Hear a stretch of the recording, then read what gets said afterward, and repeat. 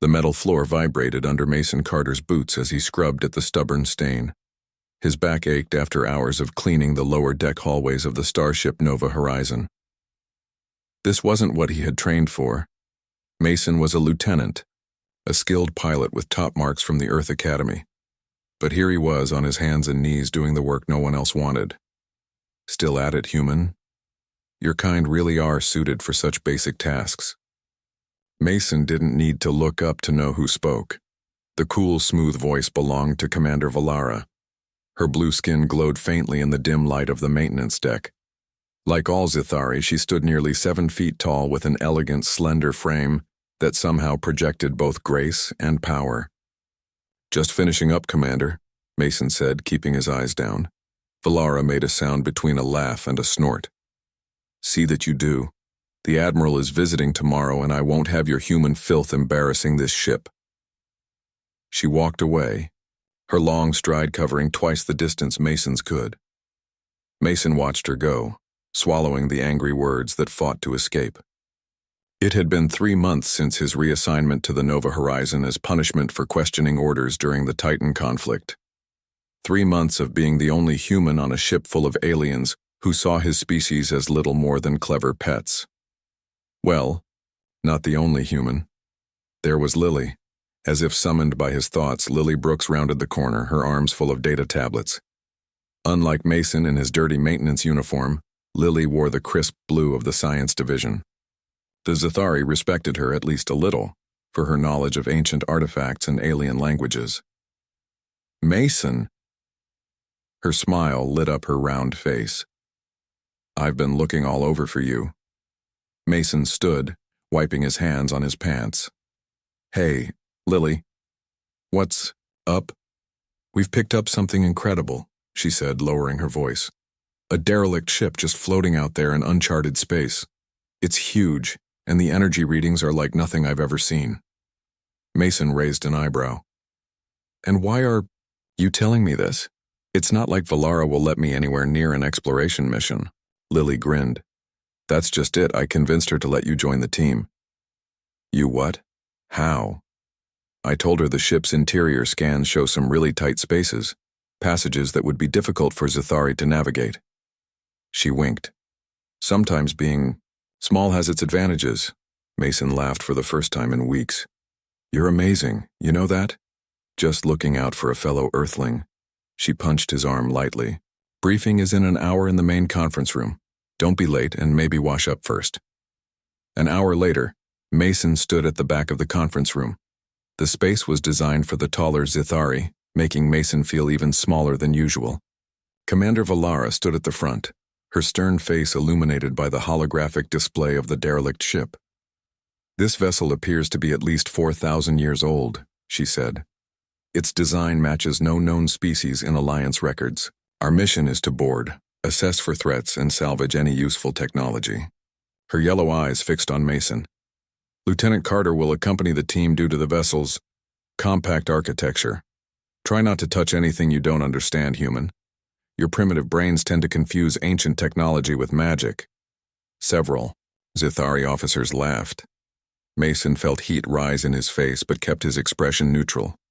Valara continued. "Dr. Brooks will lead the archaeological assessment. We launch in 30 minutes, dismissed."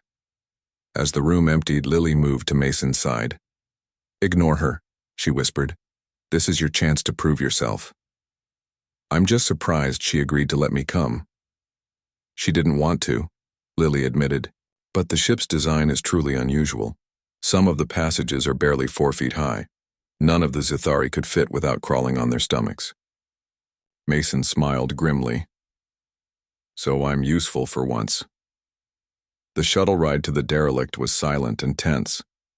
Mason sat between 2 Zithari security officers who shifted uncomfortably whenever their arms brushed against his. Lily sat across from him, buried in her data tablet, occasionally looking up to give him an encouraging smile. Through the shuttle viewport, Mason got his first real look at the derelict. It was massive, at least 3 times the size of the Nova Horizon. Its hull was dark, almost black, with strange angular patterns etched into its surface. Unlike Alliance vessels with their sleek practical designs, this ship seemed built as much for beauty as function.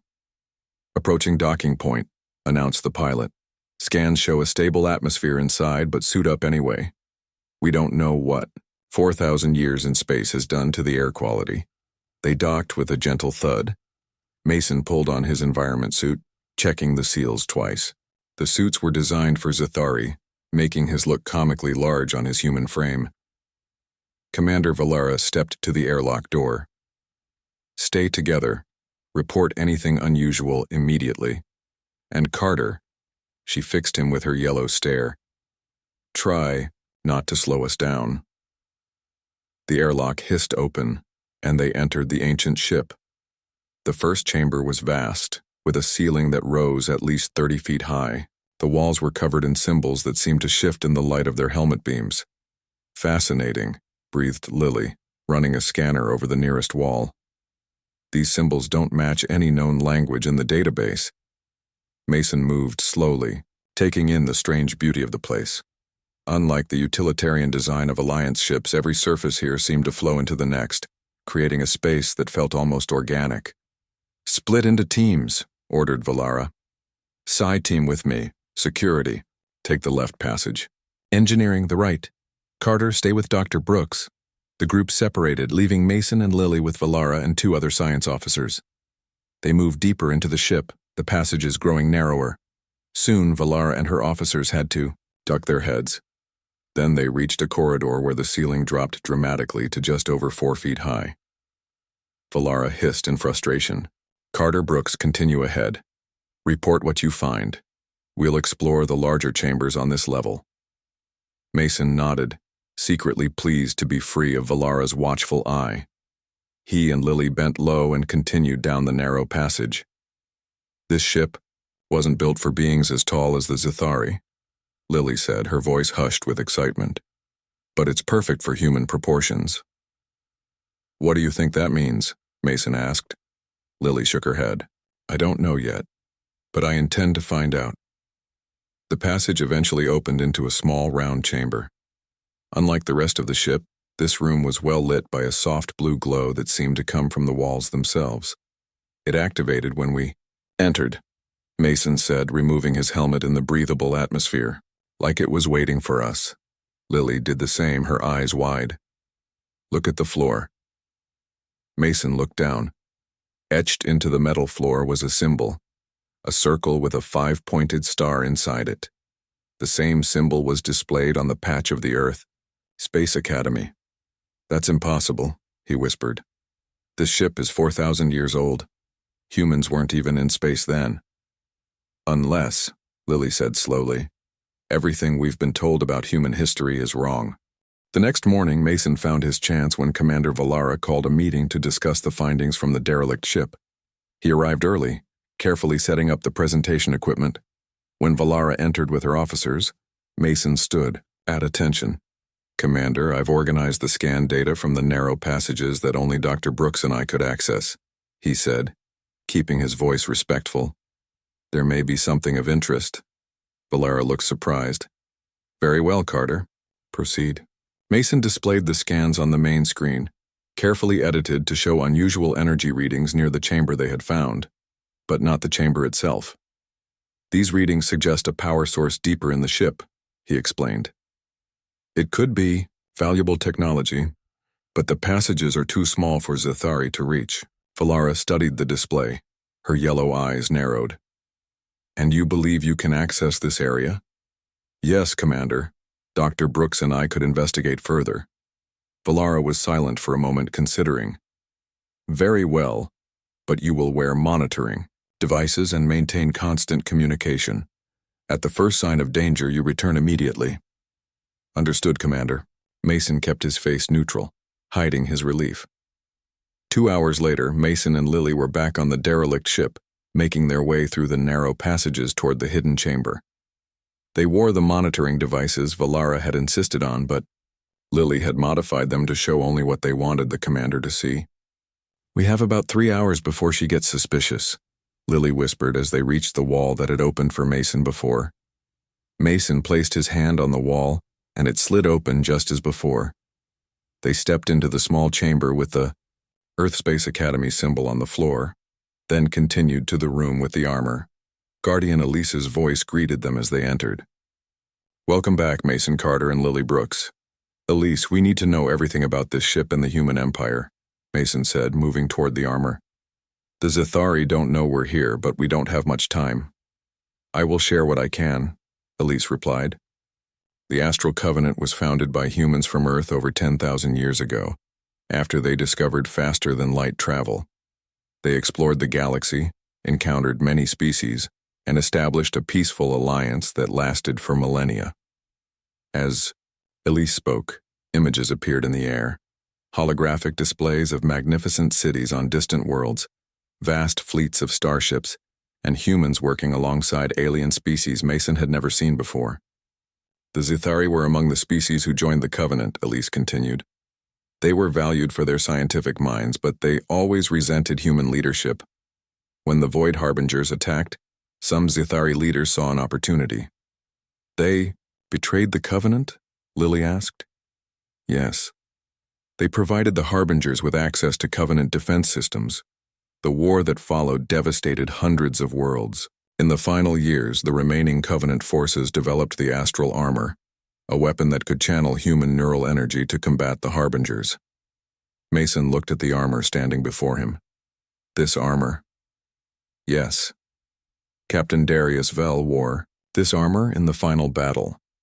He and his crew managed to drive the Harbingers back to dark space and seal the dimensional rift they used to enter our galaxy. But the cost was high. Most of humanity's advanced civilization was destroyed." "And Earth?" Lily asked. "A sanctuary world where human survivors were hidden.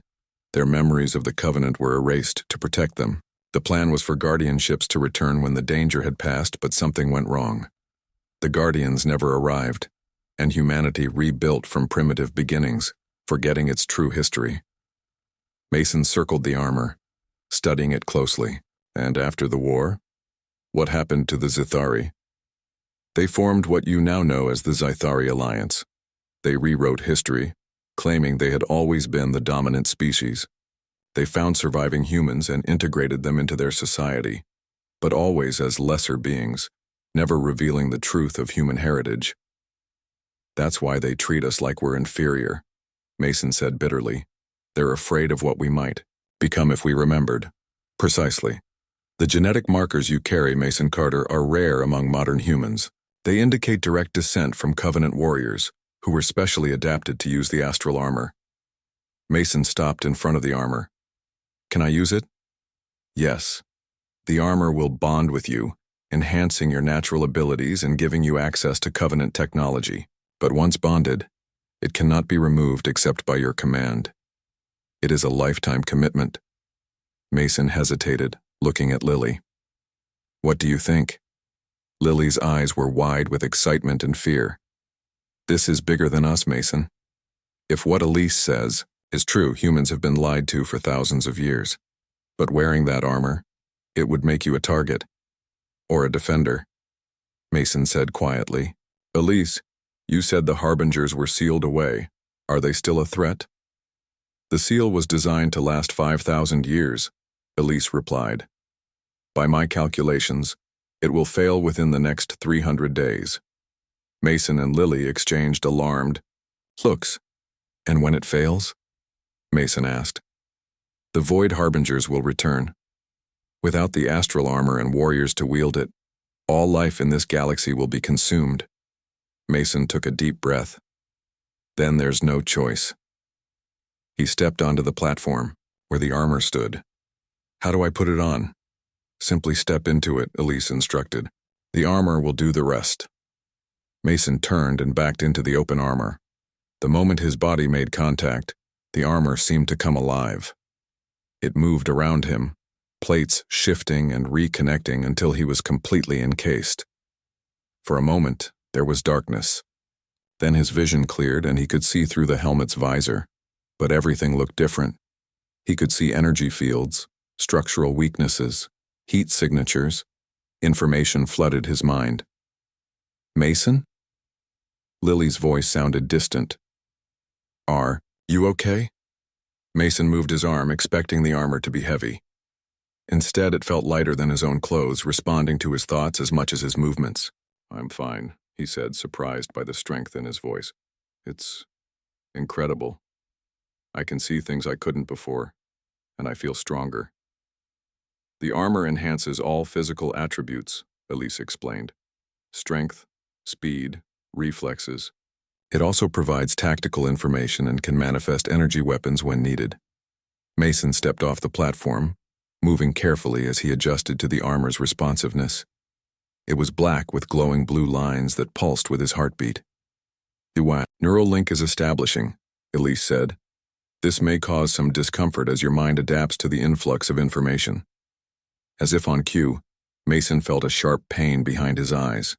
Images flashed through his mind, star maps, battle plans, faces of people he'd never met but somehow recognized. He staggered, and Lily rushed to support him. "Mason, what's happening?" "Memory imprints," Elise explained. "The armor contains the accumulated knowledge of its previous wearers. Mason is receiving that knowledge now." The pain subsided, leaving Mason gasping but upright. "I'm okay," he assured Lily. There's so much to process." Their communicators buzzed. Commander Valara's voice came through, suspicious and sharp. "Carter, Brooks, your signals are stationary. Report your status immediately." Mason looked at Lily in alarm. Before he could respond, a new alarm sounded, this one from the ship itself. "Warning," Elise announced. 3 vessels approaching. Configuration matches Crimson Talon pirate ships." "Pirates?" Lily said, moving to a console that had lit up with tactical displays. "Here in uncharted space?" "Not random pirates," Elise said. "The lead vessel is commanded by Nyx Blackwood, a human who carries the same genetic markers as Mason. She has been searching for Covenant artifacts for years." Mason's communicator buzzed again. "Carter, Brooks, return to the shuttle immediately." "We are under attack." Mason looked down at the armor he wore. "She can't see me like this. She'll know something's wrong." "The armor can reconfigure to resemble standard clothing," Elise said. "Focus your thoughts on your uniform." Mason concentrated, and the armor shifted. The plates thinned and changed color until, to all outward appearances, he was wearing his regular uniform. Only a faint blue glow around his wrists betrayed the armor's presence. "That's amazing," Lily breathed. "Let's go," Mason said, heading for the exit. "Elise, can you communicate with me when I'm away from this chamber?" "Yes." "The armor maintains a connection to my systems anywhere on this ship or within orbit range." They hurried back through the passages toward the main corridor. Explosions rocked the ship and they could hear weapons fire in the distance. "The pirates have boarded both vessels," Elise's voice said in Mason's mind. "Commander Valara and her security team are engaged in combat near the main airlock. They are outnumbered. We need to help them," Mason said to Lily. "Stay close to me." As they reached the wider corridors, they encountered 2 pirates, humans wearing mismatched armor and carrying Alliance model blasters. Before Mason could think about what to do, his body reacted. The armor, still disguised as his uniform, enhanced his speed and strength. He moved faster than he ever had before, disarming one pirate and using the man's own momentum to throw him into his companion. Both crashed into the wall and slumped unconscious. Lily stared at him, wide-eyed. "How did you do that?" Mason looked at his hands in wonder. "The armor. It's like it knows what to do, and my body just follows." They continued, toward the sound of fighting. As they approached the main airlock, they found Commander. Mason and Lily stared at the Earthspace Academy symbol on the floor of the ancient ship. Neither spoke for a long moment. "We should tell Commander Valara," Lily finally said, reaching for her communicator. Mason put his hand on her arm. "Wait, let's look around more first. If this is somehow connected to humans, I want to understand it before the Zithari take over." Lily hesitated, then nodded. "You're right. But we don't have much time before they expect a report." They moved carefully around the circular room, examining the walls. Up close, Mason could see that what looked like solid metal was actually covered in tiny symbols that glowed with faint blue light. "These patterns," Lily said, running her scanner over them. They're similar to ancient Sanskrit from Earth, but much older. How is that possible? Mason ran his fingers along the wall. The metal felt warm, almost alive under his touch. Suddenly, a section of the wall slid open, revealing a hidden passage. It responded to your touch, Lily said, eyes wide. Only one way to find out where it leads. Mason stepped into the new passage. This corridor was even narrower than the last, forcing them to walk single file. After about 50 feet, it opened into another chamber, larger than the first. The blue glow was stronger here, illuminating a room filled with strange objects. Tables lined the walls, covered with devices unlike anything Mason had seen before.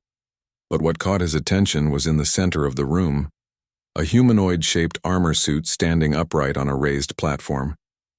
It was sleek and black, with lines of the same blue energy running through it in intricate patterns. "What is it?" Lily whispered, moving closer. "It looks like battle armor," Mason said, "but nothing like what the Alliance uses. The armor was the perfect size for a human, much too small for a Zithari." Mason approached it slowly, drawn by something he couldn't explain. "Mason, be careful," Lily warned. As Mason stepped onto the platform, the armor's blue lines pulsed brighter. A holographic display appeared in the air before him, showing strange symbols that rapidly shifted and changed. "It's scanning you," Lily said, watching the display with fascination. The symbols suddenly changed to English words. "DNA match found. Human lineage confirmed." A female voice spoke from nowhere and everywhere. "Welcome, human warrior. I am Guardian. Elise, artificial intelligence of the starship Starfall. It has been 4,327 standard years since my last activation." Mason and Lily exchanged shocked looks. "What is this place?" Mason asked. "Why does it recognize humans?" "The Starfall is a sentinel vessel of the Astral Covenant, the human empire that once ruled the stars," Elise replied. "This chamber contains the battle armor of Captain Darius Vell, who commanded this ship during the Great War against the Void Harbingers." "Human empire?" Lily repeated in disbelief. "That's not possible. Humans only achieved space travel a few hundred years ago." "Your history has been forgotten," Elise said, "or deliberately hidden. Humans were once the most advanced species in this galaxy, builders of the Astral Covenant that united 1,000 worlds in peace." Mason shook his head, struggling to process what he was hearing. "What happened?" "The Void Harbingers came from beyond the galaxy's edge, a species that fed on life itself. The Covenant fought for a century, but we were losing. The final defense was to send the Harbingers back to dark space and seal the rift they used to enter our galaxy. Captain Vell and his crew sacrificed themselves to complete this mission." Elise paused, then continued. "Before the final battle, we sent ships to hide the surviving humans on primitive worlds where they could rebuild safely, should the Harbingers return. Your Earth was one such world." "This is incredible," Lily breathed. "It rewrites everything we know about human history." Mason looked at the armor. "And this?" "The astral armor enhances human abilities beyond normal limitations. It was created to combat the Harbingers, who could not be defeated by conventional weapons. Can I?" Mason reached toward it. "The armor will only respond to human DNA with specific genetic markers. You appear to carry these markers, Mason Carter." Mason's hand hovered inches from the armor's surface. "How do you know my name?" "I scanned your identification when you entered the chamber." Mason's communicator buzzed.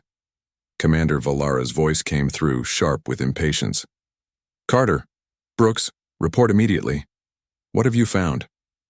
Mason looked at Lily, who nodded. Toward the communicator. He answered, "We've found a chamber with some artifacts, Commander, nothing dangerous. Return to the main corridor. We're moving to a new section of the ship." "Yes, Commander, on our way." Mason cut the connection and turned to Lily. "We can't tell them about this yet." Lily looked torn. "Mason, this is too big to hide. This is the discovery of a lifetime. And what do you think will happen if the Zithari find out humans once ruled the galaxy? That we have technology they don't understand? They'll bury it, Lily. They'll make sure no human ever sets foot on this ship again." Lily was silent for a moment. You're right, she finally said. But we can't keep this secret forever. Just long enough to learn more. Mason turned to the holographic interface. Elise, can you hide this chamber from the ship's scans? Yes. The Starfall was designed with stealth technology to hide from Harbinger detection. I can activate localized shielding. Do it. We'll come back when we can. The AI's voice softened. Be cautious, Mason Carter. The truth you discover here will change your life, and perhaps the fate of all humans. Mason and Lily reluctantly left the chamber, the wall sliding closed behind them. They made their way back to the main corridor where Valara waited, her expression impatient. What took so long? She demanded. The passage branches into several small chambers, Lily explained, smoothly. We were documenting them. Valara's yellow eyes narrowed. Find anything useful? Just some empty rooms, Mason said, keeping his face neutral. Probably storage areas. Valara didn't look convinced, but she turned away. The engineers have found the ship's bridge. We're heading there now. They followed Valara through wider corridors until they reached the bridge, a vast circular room with control stations and a large view screen showing the stars outside. Zithari engineers were already examining the control panels. Nothing works, one of them reported. The power systems are dead. Mason knew this was a lie. Parts of the ship were very much active, but somehow the Zithari couldn't detect it. Elise was protecting the ship's secrets. Commander Valara walked around the bridge, looking disappointed. This relic is useless. We'll take what portable technology. We can return to the Nova Horizon. The Alliance can send a salvage team later. Mason felt relief wash over him. If the Zithari thought the ship was dead, he might have a chance to return to the armor chamber. They spent several more hours collecting samples and small devices from various parts of the ship. Mason kept quiet, helping where needed, but avoiding, drawing attention to himself. Lily did the same, though they exchanged meaningful glances whenever they were close. As they prepared to return to the shuttle, Valara approached Mason. You seem distracted, human. Did you find something you're not telling me about? Mason met her gaze steadily. No, Commander. Just tired from crawling through all those narrow passages. Your weak human physiology, she said dismissively. Always a limitation. Mason bit back a retort, thinking of the armor and what Elise had told them about humanity's true history. Back on the Nova Horizon, Valara ordered the finds cataloged and the ship to maintain position near the derelict. The Alliance will want to study this vessel further, she announced. We'll remain here until a research team arrives. In the quiet of his small quarters that night, Mason couldn't sleep. His mind kept returning to the armor and Elise's words.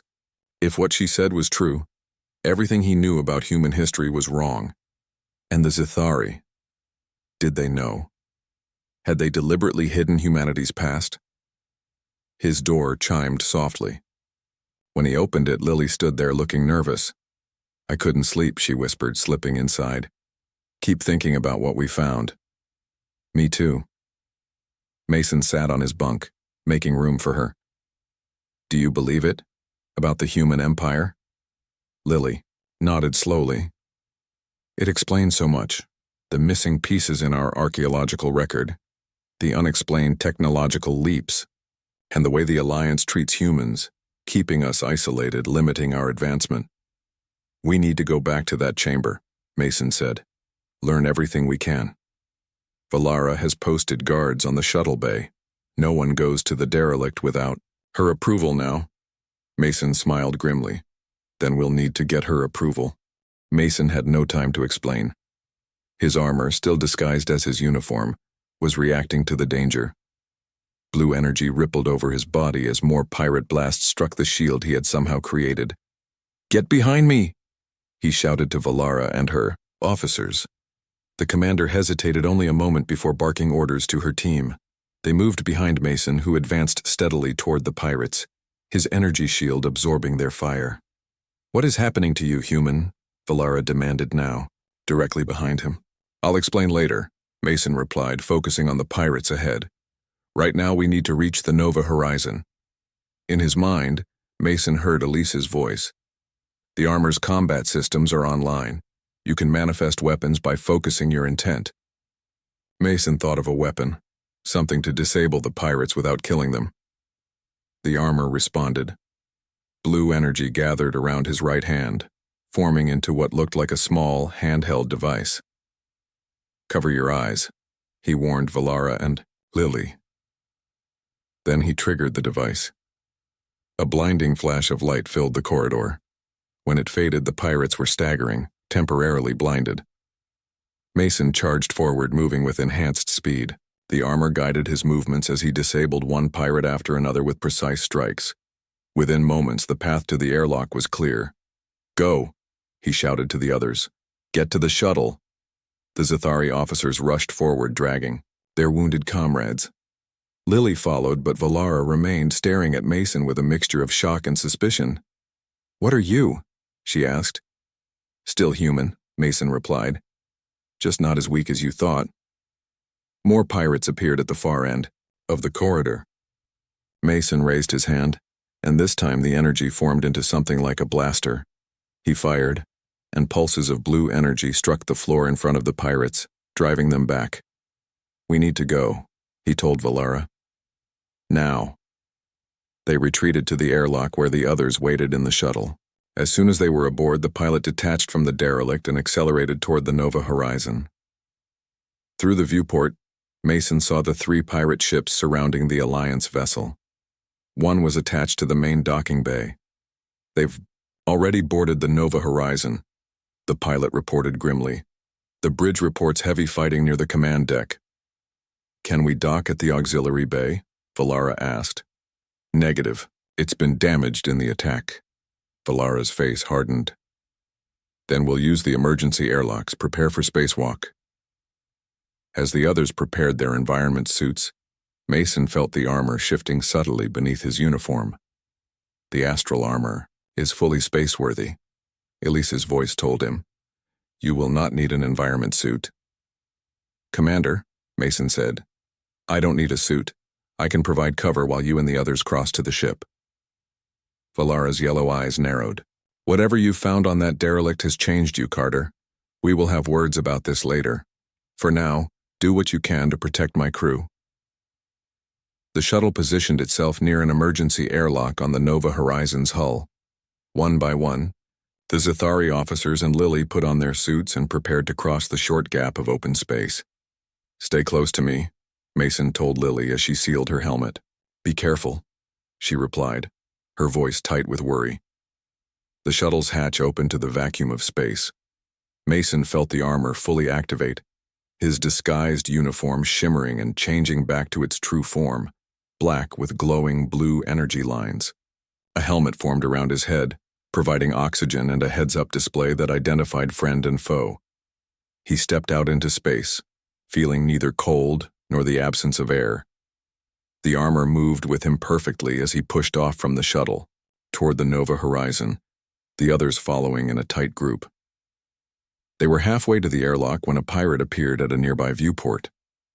The man's eyes widened at the sight of Mason in the astral armor. He raised a weapon. Mason reacted instantly, forming an energy shield that covered the entire group just as the pirate fired. The shot deflected harmlessly away. Keep moving, Mason ordered. He propelled himself to the viewport and smashed through it with a strength that surprised even him. The breach shield activated instantly, preventing the ship's atmosphere from venting, but the pirate was caught off guard. Mason disabled him with a quick strike, then turned back to ensure the others reached the airlock safely. Once everyone was inside and the airlock had repressurized, Mason addressed the group. The pirates are after the derelict ship. They must have tracked it somehow. How do you know this? Valara demanded. Because their leader is human, Mason replied. And she's looking for the same thing I found. Before Valara could question him further, Elise's voice spoke in Mason's mind. The pirate leader, Nyx Blackwood, has reached the bridge of the Nova horizon. She has taken Captain Zarin hostage. They've captured the bridge, Mason told the others. We need to move quickly. Valara pulled a blaster from her belt. Security team with me. We'll take the maintenance shafts to the upper deck and approach from behind. Carter, since you seem to have acquired new abilities, you'll create a distraction at the main entrance. I'll go with Mason, Lily said firmly. Valara hesitated, then nodded. Very well. Move out in 5 minutes. As the Zithari officers prepared their weapons, Lily pulled Mason aside. The armor is incredible, she whispered. But you need to be careful. We don't know what Nyx Blackwood wants. According to Elise, she carries the same genetic markers I do, Mason replied quietly. She can use Covenant technology too. If she gets control of the Starfall, she could become very dangerous. Lily's eyes widened. You think she knows what the ship really is? I'm certain of it, and she's been searching for it for a long time. Their communicators crackled to life. A woman's voice, smooth and confident, addressed the entire ship. Attention crew of the Alliance vessel Nova Horizon. This is Captain Nyx Blackwood of the Crimson Talon. We have control of your bridge and your captain. Surrender the derelict ship's coordinates and any artifacts you've recovered, and we'll leave you in peace. Resist, and we'll vent your ship, section by section. Mason looked at Lily. Time to move. They made their way through the ship's corridors, encountering small groups of pirates. Each time, Mason's armor responded to his thoughts, creating shields or weapons as needed. He moved with speed and precision he'd never possessed before, disabling opponents without killing them. Lily watched in amazement. It's like you've been fighting your whole life. The armor contains battle memories from its previous wearers, Mason explained as they approached the bridge. When I need a skill, it's just there. They reached the main entrance to the bridge and found it guarded by 4 heavily armed pirates. Mason studied them through his helmet's enhanced vision. Stay back, he told Lily. When I engage them, find cover. Before she could respond, Mason stepped into view. The pirates reacted immediately, raising their weapons. Mason charged, his armor propelling him forward faster than any human should move. He formed an energy shield in one hand and a stun weapon in the other. The first 2 pirates went down before they could fire a shot. The third got off a blast that glanced off Mason's shoulder, leaving a scorch mark that quickly repaired itself. Mason disabled him with a quick strike to the chest. The 4th pirate backed away, his face pale with fear. What the hell are you? The man gasped. Mason didn't answer. He simply stepped forward and touched the pirate's forehead with a finger crackling with blue energy. The man collapsed, unconscious. Clear, Mason called to Lily. She emerged from her hiding place, looking at the fallen pirates with wide eyes. The armor can stun with a touch? Apparently so. Mason placed his hand on the bridge door. Elise, can you access the Nova Horizon systems? Limited access achieved, Elise replied in his mind. Bridge security cameras online. Captain Nyx. Blackwood has 8 crew members with her. Captain Zarin and 3 bridge officers are being held at gunpoint. Show me, Mason said. A display appeared in his helmet, showing the bridge layout and the positions of everyone inside. Commander Valara and her team are in position at the secondary entrance, Elise reported. They await your signal. Mason turned to Lily. Stay behind me, no matter what. Ready? Lily nodded, her face determined. Ready. Mason placed his hand on the door lock. Blue energy flowed from his armor into the mechanism, overriding the security protocols. The door slid open, and Mason stepped onto the bridge, his armor fully visible and glowing with power. The pirates turned in surprise, weapons raised. At the center of the bridge stood a tall woman with short black hair and piercing green eyes. She wore a captain's coat over form-fitting black armor of her own design. A scar ran from her right eye to her jaw, giving her face a fierce asymmetry. Nyx Blackwood, Mason said, his voice amplified by his helmet. The woman's eyes widened, then narrowed with interest. Well, I came looking for Covenant technology, and what do I find? A human wearing astral armor. She smiled, revealing perfect white teeth. You've saved me a lot of trouble, boy. Release the captain and his crew, Mason demanded. Your business is with me. Nyx laughed. My business is with the Astral Covenant and its legacy, something you've clearly discovered. She stepped forward, studying Mason's armor with obvious envy. Where did you find it, in the derelict? That's none of your concern, Oh, but it is. Nyx gestured to her pirates who kept their weapons trained on the Zithari captives. I've spent 15 years searching for Covenant artifacts. Mason stood firm, his armor glowing brighter as he faced Nyx Blackwood. In his mind, Elise spoke urgently. She is dangerous, Mason. Her genetic markers are even stronger than yours. If she gains access to Covenant technology, her power would be immense. I won't give you the armor, Mason said aloud to Nyx, and I won't let you hurt anyone else. Nyx sighed dramatically. Such a waste. She aimed her pistol at Captain Zaren's head. Last chance. Mason focused his thoughts as the armor had taught him. Time seemed to slow. He could see the minute movements of Nyx's finger on the trigger, the positions of each pirate in the room, the subtle nod from Commander Valara signaling she was ready. In one fluid motion, Mason thrust both hands forward. Blue energy erupted from his palms, splitting into multiple streams that struck each pirate's weapon simultaneously. The guns sparked and deactivated, suddenly useless in their hands. At the same moment, Valara and her team attacked from behind. The bridge erupted into chaos as the Zithari officers engaged the surprised pirates. Nyx fired her pistol at Mason, but the shot dispersed harmlessly against his armor. She snarled in frustration and drew a second weapon, this one glowing with an eerie purple light. Harbinger technology, Elise warned in Mason's mind. It can penetrate astral armor. Mason dodged as Nyx fired. The purple beam missed him by inches and melted a control panel behind him. He closed the distance between them, forming an energy blade around his right arm. Nyx was faster than he expected. She sidestepped his attack and struck back with a hidden blade of her own. It scraped across his chest plate, leaving a trail of sparks. You fight well for a novice, she taunted. But I've been training for this my entire life.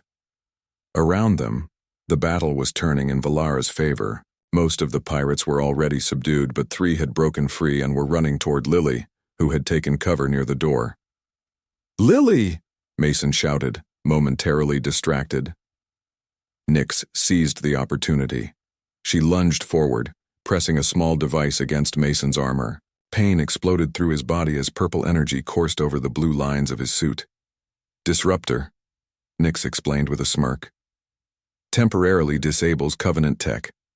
I've collected quite a few useful toys over the years. Mason fell to one knee, his armor suddenly heavy and unresponsive. Nyx stood over him, triumphant. Now, let's see how this comes off, she said, examining the armor's seams.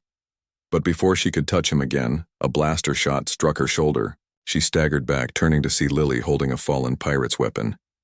Get away from him, Lily shouted, firing again. Nyx dodged the second shot and scowled. Deal with her, she ordered her remaining pirates. As they moved toward Lily, Commander, Valara appeared behind them. With precise strikes, she disabled 2 of them. The third turned to face her, but never had a chance. Valara's movements were a blur as she knocked the man unconscious with a series of blows. Mason struggled to his feet, fighting against the disruptor's effects. Inside his helmet, warning signals flashed as the armor attempted to reboot its systems. The disruptor's effect is temporary, Elise told him. 10 more seconds to full restoration. Nyx backed toward the bridge's main control panel, realizing she was now outnumbered. She pressed a button on her wrist communicator. All Crimson Talon. Forces, fall back to extraction points. Mission parameters have changed. She looked at Mason with a mixture of rage and respect. This isn't over, armor bearer. Not by a long shot. Before anyone could stop her, Nyx slammed her hand down on another device at her belt. A blinding flash filled the bridge, and when Mason's vision cleared, she was gone. Teleportation device, Elise explained. Short range only. She has returned to her ship. As if to confirm this, the deck vibrated beneath their feet. On the main view screen, they could see the 3 pirate vessels disengaging from the Nova horizon and powering up their engines. Should we pursue? Asked the weapons officer, who had retaken his station. Captain Zaren, now free, shook his head. Our primary systems are damaged. We need repairs before we can engage in combat. He turned to Valara. Commander, secure the ship. I want a full damage report. Yes, Captain. Valara hesitated, then looked at Mason. And what about Lieutenant Carter and his acquisition? All eyes turned to Mason. His armor had fully reactivated, the blue energy lines pulsing steadily again. He retracted his helmet, revealing his face. I believe, Captain Zarin said slowly, that Lieutenant Carter has some explaining to do. An hour later, Mason sat in the ship's conference room. His armor had reverted to its disguised state, appearing as his standard uniform, though occasional flickers of blue energy betrayed its true nature. Across from him sat Captain Zarin, Commander Valara, and 3 senior officers. Lily stood beside him, having insisted on being present. Let me understand this, Captain Zarin said after Mason had explained everything. You're saying humans once ruled a vast interstellar empire? That we had technology beyond even current Alliance capabilities, and that the Zithari knew this and deliberately hid it from us? That's correct, Captain, Mason replied. The AI on the derelict, the Starfall, has detailed records of the Astral Covenant and the war with the Void Harbingers. Valara's face had grown increasingly grim as Mason spoke. Now she leaned forward. These are serious allegations, Lieutenant. You're accusing the Alliance of a conspiracy spanning thousands of years. I'm telling you what I learned, Mason said evenly. The armor I wear is proof. It was designed specifically for humans with certain genetic markers. It wouldn't function for a Zithari at all. And these Void Harbingers, Captain Zarin said. You believe they're returning? According to Elise, the ship's AI, the dimensional seal that's kept them contained, is failing. We have less than a year before they break through. The captain exchanged glances with his officers. If this is true, we need to inform Alliance Command immediately. With respect, Captain, Mason said, I'm not sure that's wise. If what Elise told me is accurate, there are elements within the Alliance who have always feared humanity reclaiming its heritage. They might try to destroy the evidence rather than prepare for the Harbinger's return. You're suggesting we withhold information from our superiors? Valara asked sharply. I'm suggesting we proceed carefully, Mason replied. The Starfall contains knowledge that could save billions of lives, human, Zithari, and every other species in the galaxy. But in the wrong hands, it could be suppressed or misused. Captain Zarin stroked his chin thoughtfully. The pirate captain. This, Nyx Blackwood. She knew about all of this? She's been searching for Covenant artifacts for years, Mason confirmed. And she's dangerous. She has the same genetic markers I do, maybe stronger. If she gets access to more Covenant technology, she could become a significant threat, Valara finished. The room fell silent as everyone considered the implications. Finally, Captain Zarin spoke. This is beyond my authority to decide. We will return to Alliance space and report our encounter with the pirates. As for the derelict ship and Lieutenant Carter's discovery, I propose a compromise. He looked directly at Mason. We will classify the true nature of the derelict and the armor. Officially, we found an abandoned vessel of unknown origin with some interesting but non-functional technology. Meanwhile, Lieutenant Carter will continue to study the ship and its AI under Commander Valara's supervision. And when the Harbingers return, Mason asked, if your information proves accurate, we will have time to prepare a proper response, the captain replied. But we will need evidence, something we can present to the Alliance Council that cannot be dismissed or covered up. Valara, who had been quiet for some time, suddenly spoke. There may be a way. All eyes turned to her. Lieutenant, can your armor's AI access Alliance historical archives? I believe so, Mason said.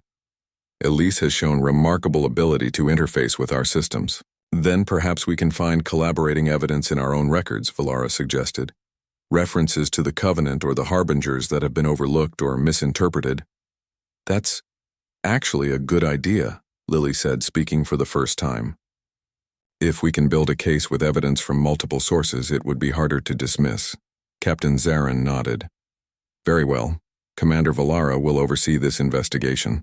Lieutenant Carter, you and Dr. Brooks will work with her. The rest, Of the crew will be told only that we discovered valuable technology that needs further study.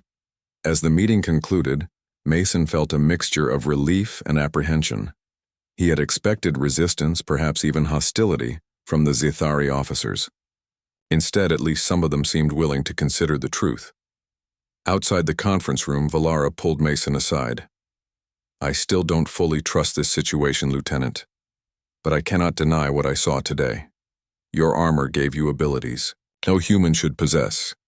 "It gave me abilities any human could possess, Commander," Mason corrected her. "If what Elise says is true, we were all capable of much more before our history was erased."